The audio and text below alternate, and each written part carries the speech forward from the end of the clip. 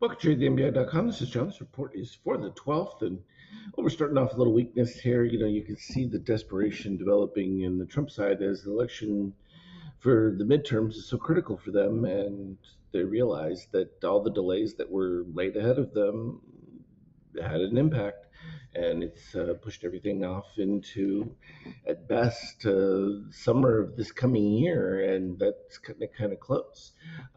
So obviously, you've seen the version of lawfare. The fraud thing is going to become the huge narrative. They're going to say it's about affordability, which Trump is then going to have to figure out a way to get prices down via energy costs. And that's not going to be so easy because the AI thing on electricity is bifurcating electricity rates. And likewise, you got a similar situation with, the Fed being counterproductive. So they started their own QE by buying mortgage-backed securities through Freddie and Fannie.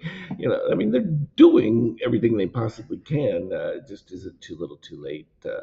Yeah, I think they were really hoping for a Russia deal that would have caused energy prices to go lower. It didn't happen, and that's forced the Venezuela thing. That's still going to be way off because the conditions of what's left after a decade plus of the abuses, the infrastructure is not there anymore. When you look at it from an NQ standpoint, I think that's going to be more problematic, broadly for the markets in general. It's going to make things a lot tougher for people going forward. Without the right indicators, you're going to be whipsawed all over the place because it's going to be up and down, back and forth. Powell getting under criminal referral. He looks like he's going to fight, and even if he's not chairman, it looks like he might even stay on as a Fed governor just to thwart Trump some more. So they really, don't like his policies, and they really certainly don't like the tariff thing because it's working. And that's a problem because it doesn't fit within their economic model, never has. And that's always been the problem with their model. But that's a whole different story. But the oil situation is not good. It's going the wrong way, and charts indicating that it's going to continue going the wrong way. So, yeah, barring some major development, it's helpful for the euro in the sense that they're still going to go into their war footing, and they think they're going to be able to defeat Russia in the long run, and they're preparing everything for there's going to be a battle in the next couple of years, and that's their plan. Yeah, the gold. I mean, we expected this. It's no big surprise. I know for a lot of people it still seems a little bit much, but it's like this actually tame relative to what it should be. You should already be at 6, 7,000 by now and climbing. Likewise for Bitcoin and them,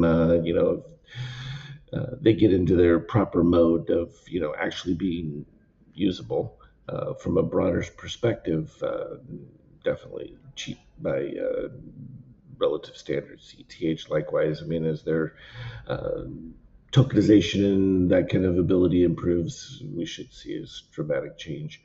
So what we had was a few positive extremes, but they were up here, and we've pretty much eliminated all those, bouncing back from it just a little bit. But MBI White still leads from a 50K standpoint. Sure, you've got the full reset, but you got to see orange dip down below in order for that to have an impact, and you're also extremes below the red line. So it's going to be problematic intraday for people because these moves happening outside, and that's why we always lean towards futures because you wait for a market open, and you get whipsawed from buying your calls or whatever, and that's exactly what happened to people. They buy their calls and they wake up, and then it gets completely wiped out to start out the week. So and that's pretty much where it is because we've pretty much filled it all back and then some from Friday's action, and it was mostly weakness for the Asian session. You're getting some improvement here in the EU session, modest at best. So it's still going to end up soft open,